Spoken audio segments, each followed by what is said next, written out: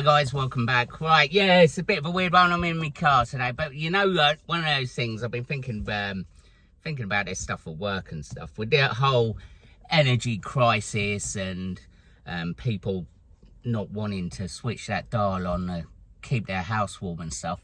You know, you get to thinking, you know, the teas, your tarantulas, your bugs and everything, they need the warmth. So, you know, what are we gonna do, you know? My precautions personally, I've fitted draft excusers on the doors when we're heating, because we've turned off a few radiators in the house. So if we're heating the living room, when we go upstairs, we're making sure I'm making sure I'm shutting the door to keep that heat in the living room where all the spiders are. Obviously, you know, heat mats, I've got too many tanks to warrant like thingy, and it would probably cost me more in heat mats than it would do in blooming turning the radiators on. But for you guys, if you've got small collections, that might be a perfect option for you. But if you're using them, don't put them on the bottom, put them on the side of the enclosure. So if the tarantula gets too warm, he can walk away. Underneath, they can't. There's just sort of the heat's just coming up to him. Apart from that, the shame cupboard, if you follow the channel, you know exactly what that is. That's the cupboard in the living room where a lot of the spiders are.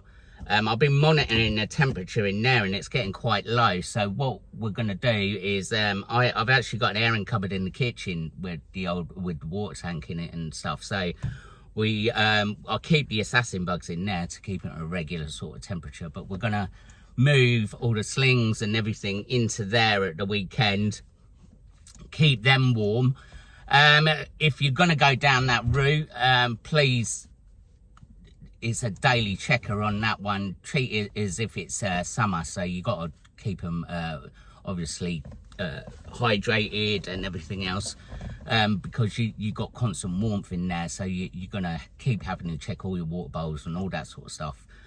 I'm really, you know, it's not just that. I mean, it's like all the guys with like massive vivs, you know, some of you guys have got not only tarantulas, but they've got like beardies, snakes, all that sort of stuff. How is that affecting you guys? How are your bills like mounting up? Please, like, we'll start this off and bung some ideas and other stuff down in the comments of what you guys are actually doing.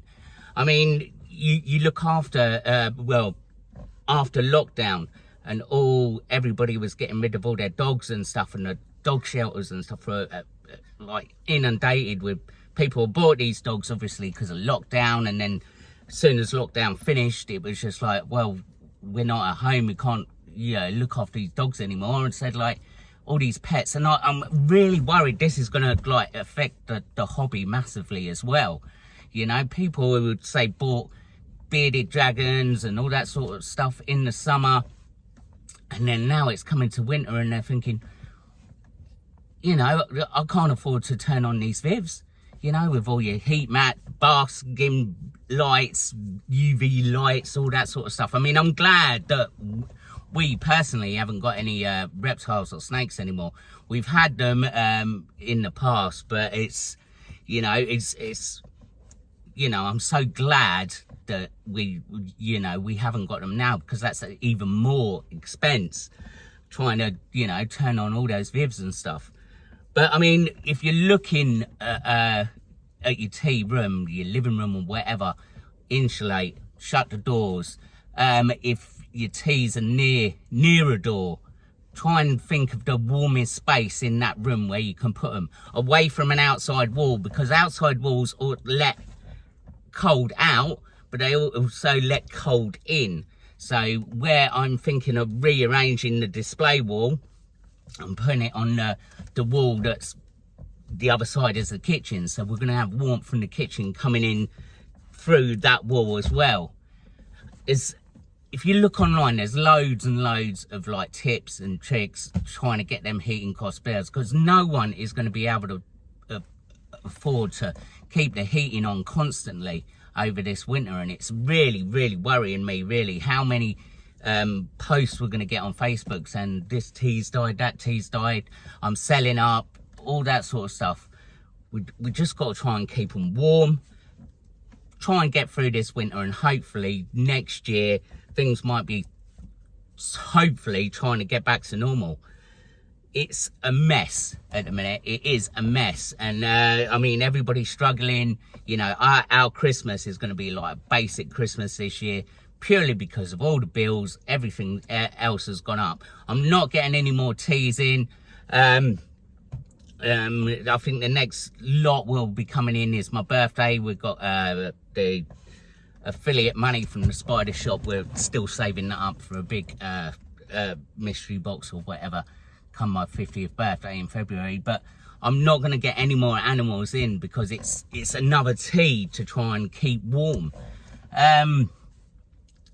It's a mess. It's a mess. So I want your ideas in the comments, yeah?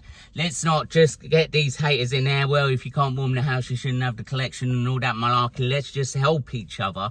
Bung some ideas in the comments. What you're actually doing to not keep your house warm, but your tea's warm. You know, get a cheap thermometer. Find the warmest room in the house, like a constant warm, and maybe move them in there for the winter. You know, if it's a smaller room. Oil heaters, you might be able to invest in one of those. Sometimes they are cheaper, depending on the model, than turning your rads on. But I know you're saying, Steve, look, we're trying to save money, not spend money. So we would just make sure everything's absolutely insulated. Bleed your radiators. You don't know how to do that, buy a radiator key at the top of the radiator, undo the bolt until water comes out, tighten it back up. That's your radiator bled. Do them all the way around the house. Try and sort of get all that warmth going on. God, it's a bit of a rant, this one, but I think it's been going through my head all today at work, and I'm thinking, I'm really, really worried about how people with all the big vivs and everything are gonna cope this winter. You know, it's all these shelters going to be inundated with beardies and snakes and everything. I had a quick look online last night, and usually there's 4 or 5 beardies for sale on, say, like Pre-Loved and Gumtree. There was 30, 40 beardies, snakes, everything, all for sale. And you think, is it a coincidence that we're in this energy crisis and then all of these are for sale? And if it's going to stop a lot of people taking on these animals and buying these animals because of the heating and energy costs. So what happens to these animals? They end up in the shelters, dumped outside pet shops, purely because people can't look after them, because they haven't got the money to put the vivs and the heating on.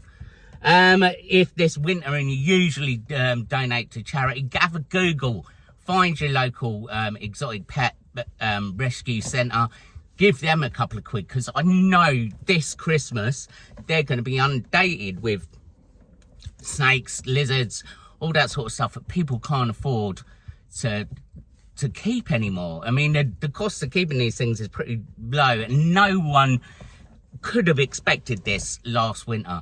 Me, myself, it was just, kept the heating on and a constant, but now we can't afford to, so we have to insulate it, try and keep the heat that we do have when we're in the room without it escaping anywhere.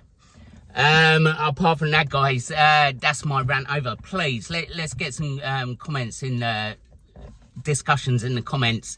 Tell me what you're doing this winter. As you can see, my missus said, oh, you need to grow the beard back, so I'm keeping my face warm. So that's four days now. I'm feeling like a bit of a hobo. But yeah, please, let's get some comments. Let's get some positivity down in the comments.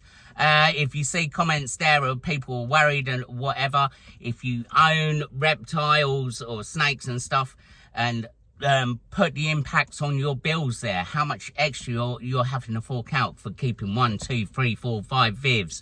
You know, it'll be good for people who are thinking about getting a bearded dragon or a snake and etc.